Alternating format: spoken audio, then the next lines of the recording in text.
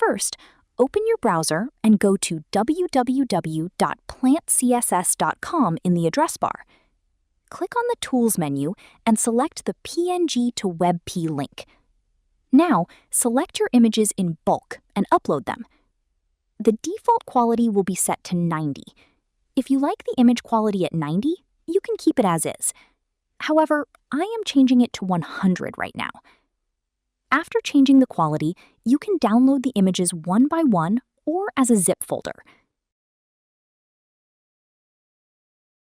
You might ask, there are already so many websites online.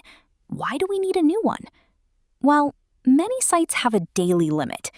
Even if some sites are free, the quality is usually lower compared to the site I'm going to show you now.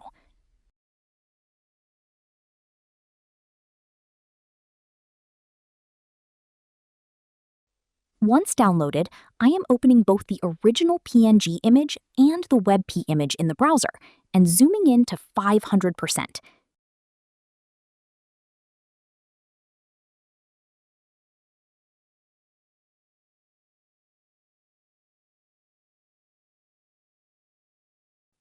The quality here is really good, and at the same time, the file size is much lower.